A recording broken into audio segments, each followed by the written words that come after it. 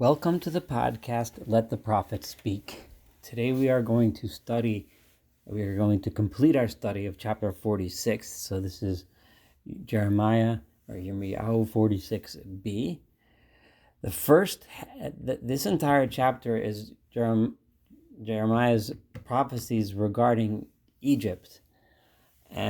But specifically it's divided into two halves. The first half that we studied in the last podcast was discussing the defeat that the Egyptians were going to have or had at the Battle of Carchemish, which occurred, which was in a battle between the Egyptians trying to support the remnants of the Assyrian Empire against the Babylonians, who had conquered and rooted the main parts of the Assyrian Empire already.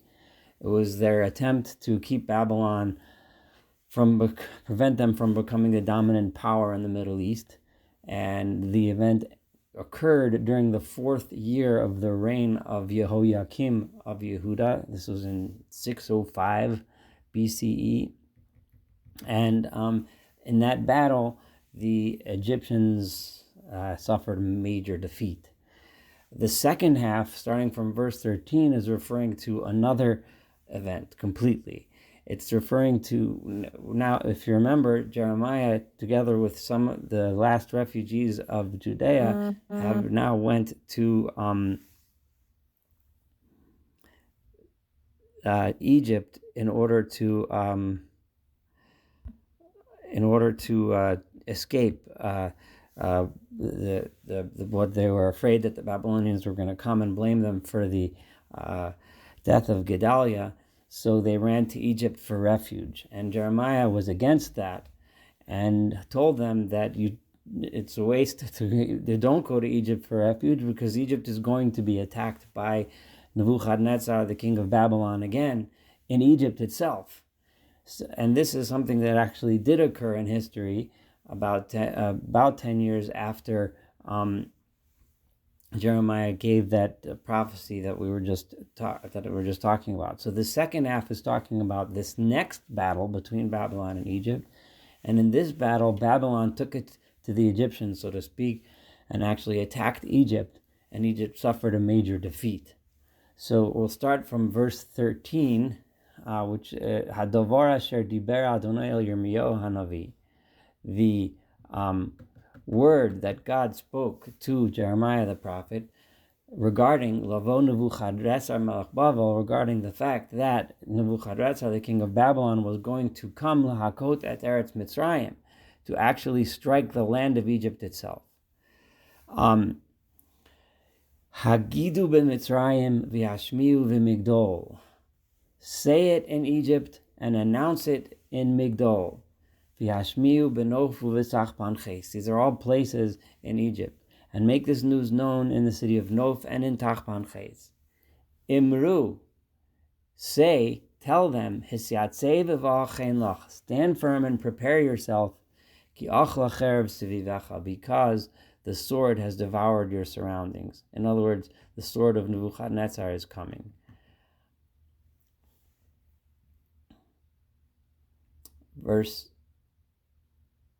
That was verse 14. So verse 15, Madua nischaf abirecha lo amad ki Adonai hadafo. Why is it that your warriors, your defenders of Egypt have been swept away? They weren't able to stand because God decided to push them away. It doesn't explain what it is over here, the sin of Egypt, that God is pushing them away. But it says it clear that God pushed away the Egyptians and wants them punished, and therefore Nebuchadnezzar is going to be successful. Babylonians are going to be successful, and the Egyptians won't be able to stand and defend themselves. Hirba koshel, he has made so many people fall. He, meaning God, has made so many people fall. Gam nafal isha re'ehu. And it was a tumultuous retreat where people were tripping over each other. Vayomru, and they kept saying, Kuma v'nashuva al amenu v'el eretz moladenu. Let's return to our people. Let's go back. In other words, Let's run into the some of the towns we mentioned are towns on the border. Let's run into the interior of our own country, Egypt. Let's run away to our land because of the sword of oppression. We've had this term cherev hayonah in Zephaniah, in the prophet Zephaniah, also the cherev hayonah, where it does not mean Yonah, a dove, which is usually what it means, but here it comes from a different root of ona'ah, which is oppression. Karu sham paro. Karu sham, they called out over there, in other words, in Egypt, where the soldiers are retreating back into the interior of Egypt. And there people are already calling out and making fun of Paro and saying and taunting as follows. Paro melech Mitzrayim sha'on. Paro, the king of Egypt, is the king over a multitude. Ha'avir hamoed. He has allowed the appointed time to go by. When it says over here, Ha'avir hamoed, that people are making fun of Paro, you're the king over all these people, and you missed up the opportunity. The commentaries, the Rashi and Radak, explain that Paro had set a time when a timetable for the defense and the attack against Babylon, the defense of Egypt, and instead of doing it, he was afraid. He was a coward. He was a coward and wouldn't and didn't order the defense of the city and didn't lead the people, the armies out to defend against Babylon. This is important because it shows Pharaoh, the king of Egypt, as being someone who makes promises and has grandiose ideas, but doesn't pull through. Remember that point, because this is one of the major flaws of Egypt. After we finish studying together chapter 46, I'm going to do another epilogue to 46, discussing Egypt throughout the prophets and pointing out what the flaws of Egypt are. And they are. Jeremiah is not deeply discussing them. He's more like predicting these battles and wars. However, Jeremiah does hint towards what the issues were. And in 46a, we pointed out to the arrogance and haughtiness of Pharaoh. Here we're talking. He's pointing out the weakness, but the unreliability of Pharaoh. How he'll make promises and grandiose predictions, make a moed, but it'll pass. He'll set a time, but he won't keep the time. Chai ani noam hamelech Adonai tzvaos shemo. As I live, declares the King, Lord of hosts, the name. In other words, God Himself. As I live, God is swearing, ki kitavor beharim uchikarmel bayam yavo, that just as a Tavor is a mountain, everyone knows, like a mountain, it's a big mountain, and just like the Carmel, it stands at the sea. The Carmel is a mountain that stands in northern Israel at the sea, a big mountain, and that I swear to you that just as solid as those are, just as real as that is, so will this come. I heard a lecture from Rabbi Menachem Liebtag, who explained this as follows, saying that the Babylonians are coming, like rolling forward, like you see the Carmel, the mountain of Carmel leading into the sea, or the Mount Tavar leading into the other mountains. Klei golah silach. Make for yourselves, make for yourselves baggage for the exile. Yosheves bas Mitzrayim, she who lives in the daughter of Egypt, the people that live in Egypt. Ki Nof l'shamati, your great city of Nof is going to be destroyed and desolate. V'nitzitam me'ein yoshev, it will be laid waste with no inhabitants. Eglo yifeifiya Mitzrayim. Mitzrayim is like a beautiful calf, the kind of calf which that's how Egypt was. It was such a beautiful country with so much wealth and so much bounty. However, Keretz mitzafon ba va, a murderous enemy has come and attacked her from the north. Gam sichireha bekirba, even her hired soldiers, imagining the Egyptians had hired mercenaries to help their defense, ke'eglei marbek, they are like fattened calves. In other words, they're spoiled. They're getting paid a lot of money to do nothing. Because they too, they turned away, they ran together, they didn't stand fast and defend Egypt. Because their day of doom has arrived, the day that they are going to meet their fate. Her voice will go forth like a snake. Whose voice exactly is this? This is the voice of the escaper, of the Egyptians that are running away, not escaping, they're trying to escape. Because the Babylonians are chasing them with their armies. And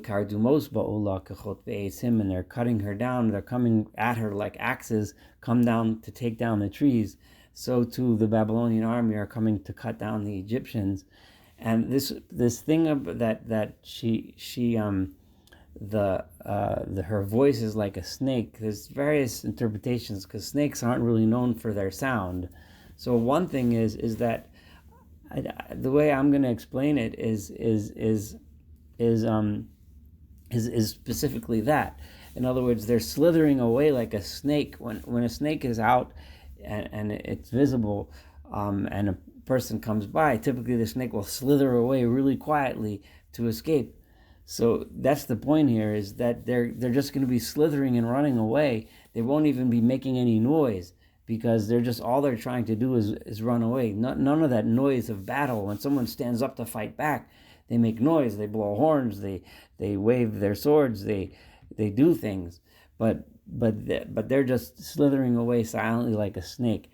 However, there are other explanations, but I kind of think that what it really means here is actually that the sound is like a snake, meaning there is no real sound. Korsu ya'aron Adonai, they shall cut down, the Babylonians will cut down their forest, ki lo yechaker, although it can hardly even, in such a way that you can hardly even imagine how terrible it's going to be. Ki rabu me'arbed, the attacking soldiers of the Babylonians are going to be more than there's so many of them, like a swarm of locusts. Ve'ein la'am mispor, you can't even count how many soldiers are coming to attack. Hovisha bas Mitzrayim, the daughter of Egypt, has been embarrassed and ashamed. Again, shame is a punishment for arrogance. So again, a little hint towards arrogance here. Nitna biyad am tzafon, she has been given over into the hands of a northern nation, meaning the Babylonians. Amar Adonai tzvos Eloi Yisrael, Hineni poked al Amon mino, I am going to punish Amon mino. Amon is the god of No, and Vial Paro Vial Mitzrayim. I'm going to punish Pharaoh and the Egyptians, Vial Elohel and all of her gods, Vial Melochel and her kings, Vial Paro, and on Pharaoh himself, Vial Abodchimbo, and everyone that had trust in him. Because remember, again, this is a hint. All those that had trust in him, because he was never someone that could be trusted. I'm going to give them into the hands of those that are seeking to kill them, who are the Babylonians, and into the hands of the king of Babylon and his servants. But then after the destruction happens, Egypt will rebuild. We see this in Ezekiel and Yechezkel, who also predicts the same battle, the same destruction, and also says that years later, Egypt will rebuild. So in other words, it will be attacked, it will suffer a terrible defeat, it will be ashamed, but it will not cease to exist.